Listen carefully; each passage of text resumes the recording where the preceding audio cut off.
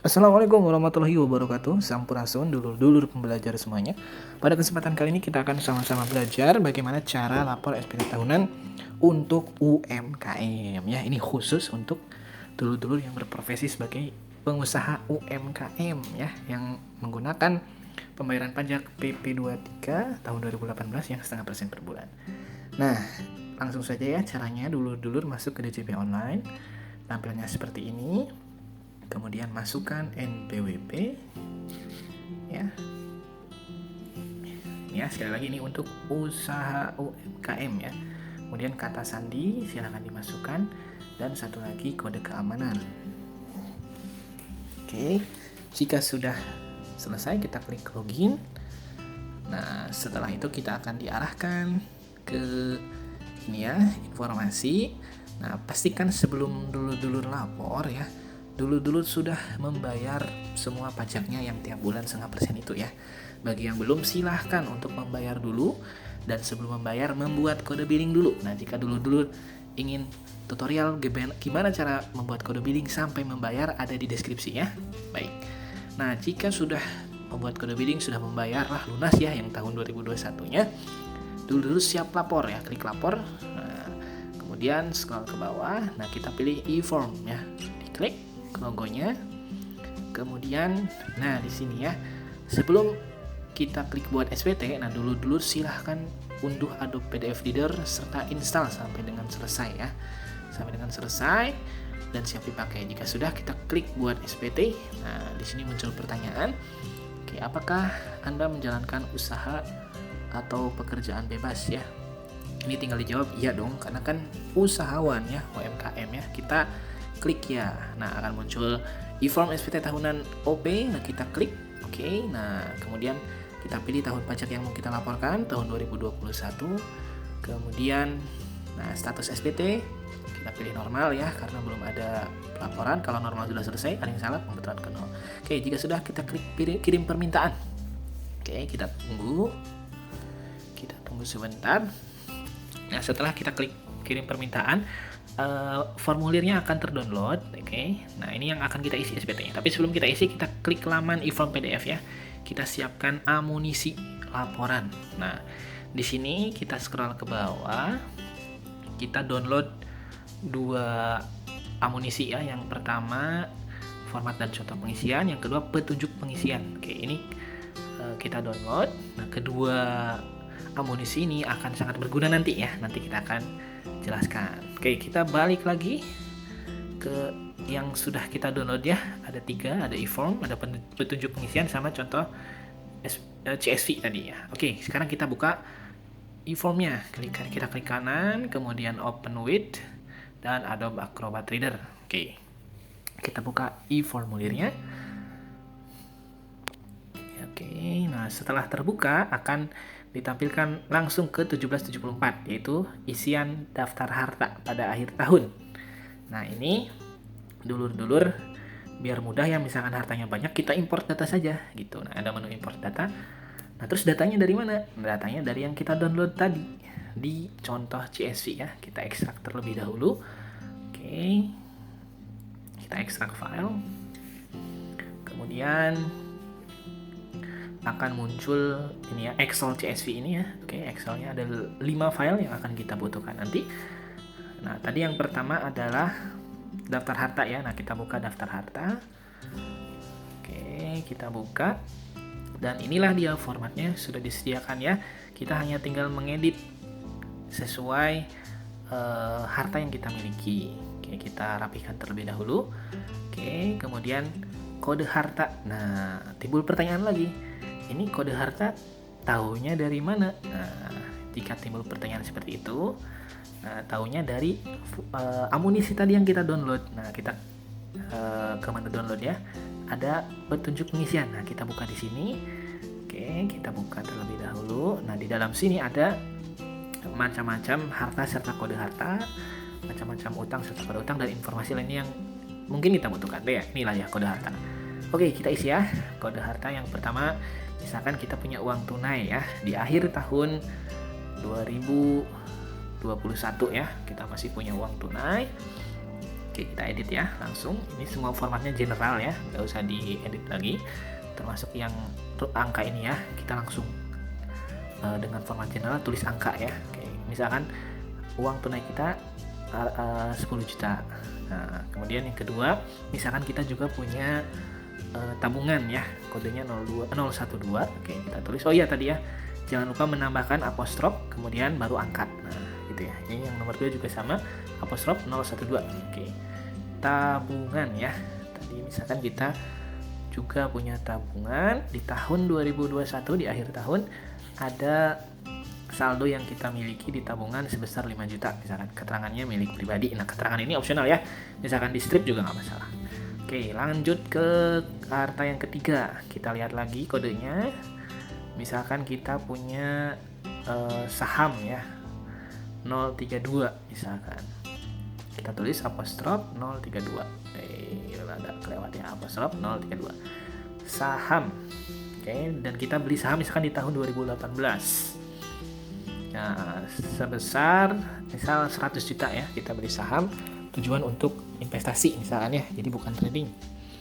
Setelah itu keterangan misalkan kita strip, nggak masalah ya, mau diisi bebas, pokoknya ini keterangan tambahan kok, di strip juga nggak masalah.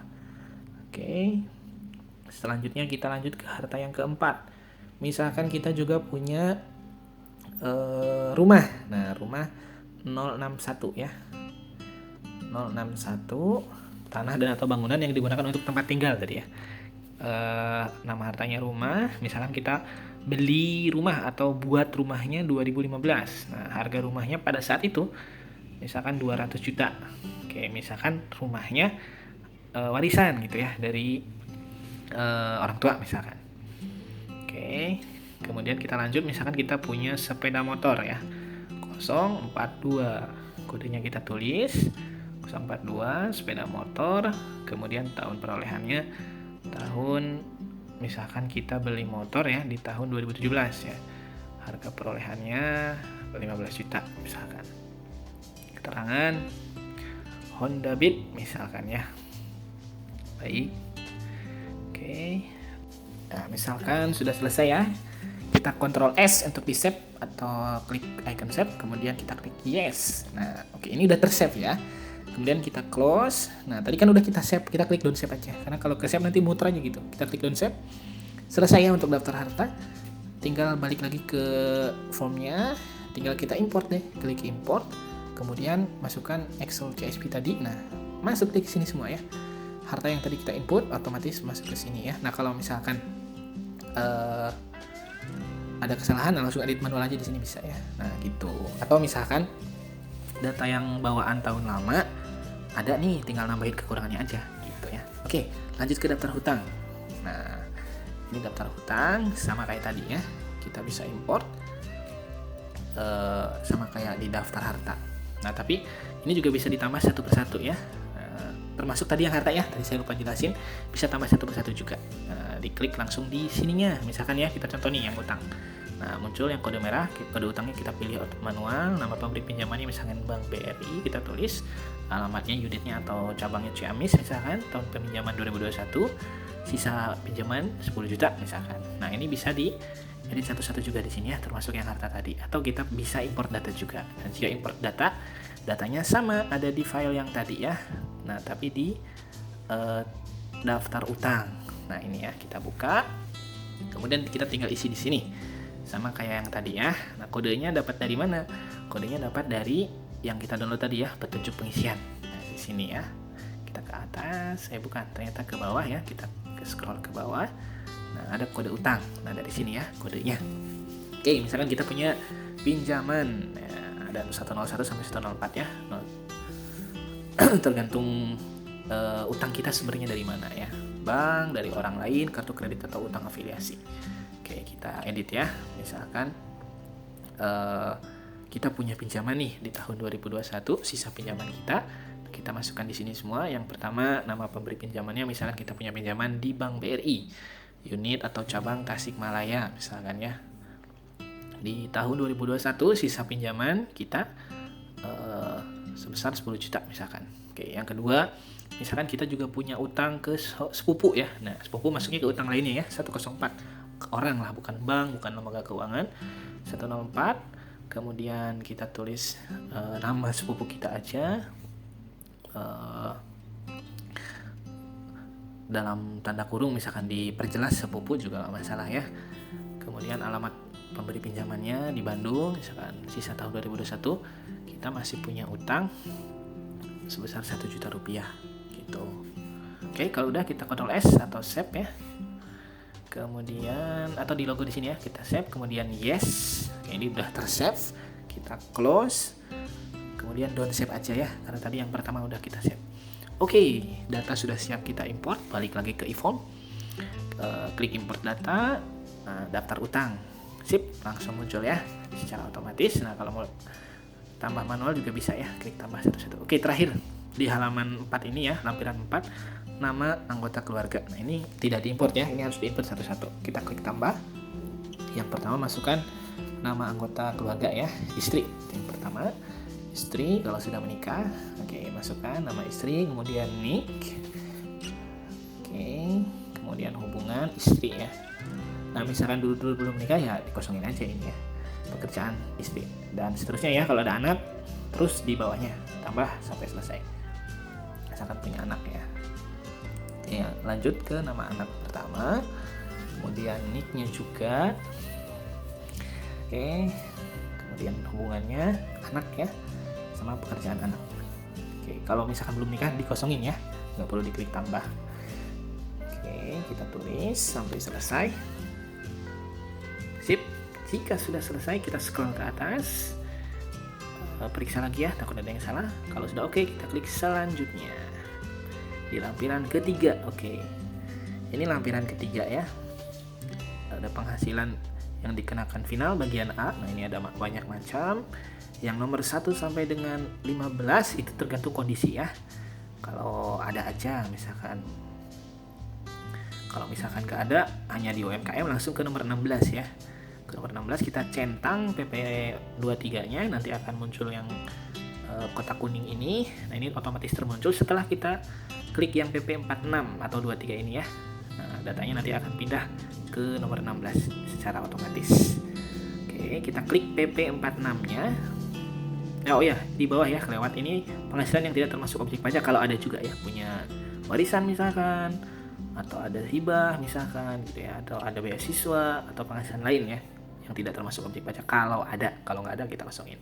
Balik lagi ke nomor 16 yang UMKM ya, hanya di situ ya. Yang nomor 15 sampai nomor 1 kalau ada juga ya, bisa dibaca. Oke, kita klik PP 46 atau 23. Selanjutnya alamatnya kita tulis Ciamis. Kemudian, nah ini ada menu import data ya. Datanya atau kita mau import satu-satu juga bisa klik tambah. Oke. Nah, misalkan di sini kita import data ya, datanya dari yang kita download tadi juga di daftar PP 4623 ya. Kita buka. Nah, ini udah tersedia juga formatnya, tinggal kita isi ya, mulai dari NPWP, masa pajak, alamat, dan peredaran bruto ya. Nah, untuk NPWP jangan lupa tambahkan apostrof di depannya. Selanjutnya masukkan NPWP kita. Oke, masa pajak ini Januari ya, di angka 1, dan seterusnya sampai Desember berarti ya, disesuaikan. Alamat, dan terakhir peredaran bruto. Oke, kita buat alamat Ciamis ya, tergantung alamat usaha. Peredaran bruto di Januari misalkan 10 juta. Oke, NPWP-nya kita copy ya, sama masa pajaknya juga kita tulis sampai dengan bulan Desember biar enak. Kemudian NPWP-nya oke, kita copy ya sampai bulan Desember juga. Oke, alamatnya juga sama dong, usahanya sama, terakhir peredaran bruto. Nah, ini sesuai kondisi ya. Bulan Februari kita lanjut, omsetnya berapa nih, tinggal tulis omsetnya aja, misalkan 6 juta. Bulan Maret oke 5 juta, bulan April 8 juta, bulan Mei 6 juta misalkan. Kemudian bulan Juni misalkan lagi liburan ya, tulis aja kosong ya, nggak ada pajak, berarti kan nggak ada yang dibayar. Oke, bulan 7 misalkan 9 juta, bulan 8 50 juta lagi rame. Kemudian bulan 9 30 juta, bulan 10 juta, bulan 11 12 juta, dan bulan 12 13 juta. Ini sesuai kondisi ya di tahun 2021, dan pastikan ini semua sudah dibayar ya. karena ini di tahap laporan, jadi semua pajaknya sudah dibayar. Kita save, Ctrl S, kita klik yes. Ini sudah tersave, kita close, kemudian klik don't save ya, karena tadi yang pertama udah save.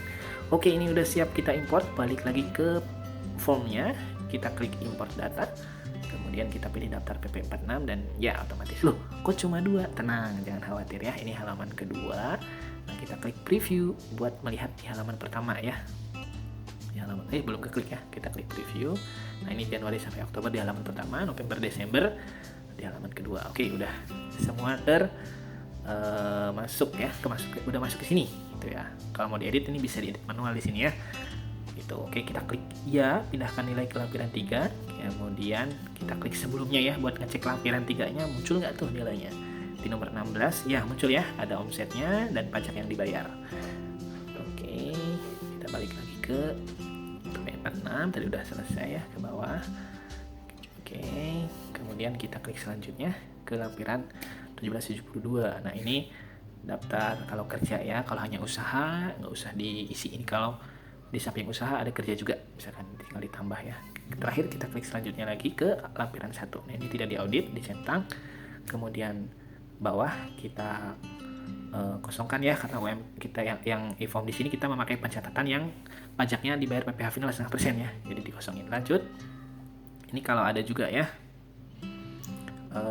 penghasilan lain, bunga, royalti, sewa dan segala macam di halaman ini kalau ada penghasilan aja di luar usaha.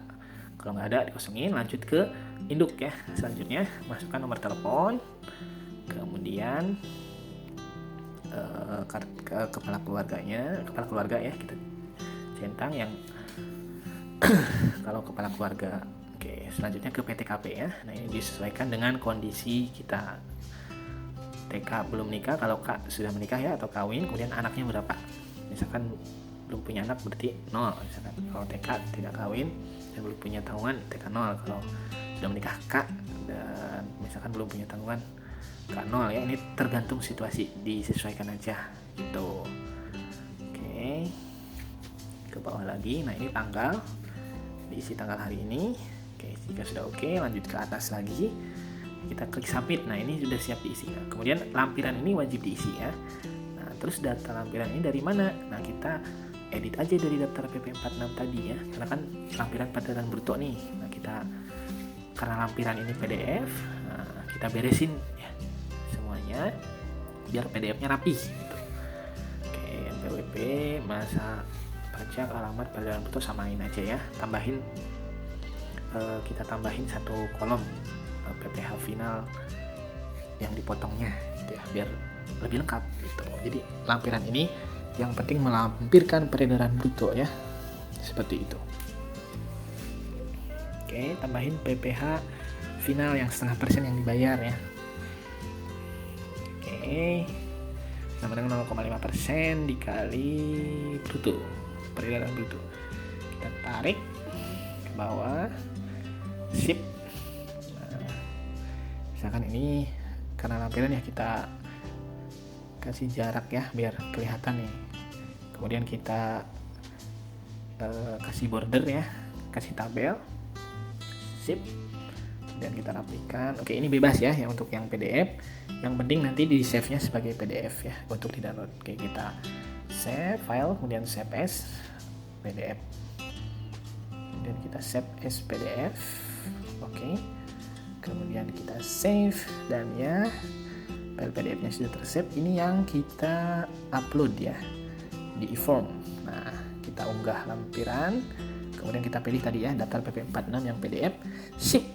Selanjutnya ke bawah, siap dikirim. Nah, kode verifikasi dari mana? Ini dari email ya. Nah, dari email tadi otomatis terkirim ke kotak masuk pas kita klik kirim permintaan di awal ya.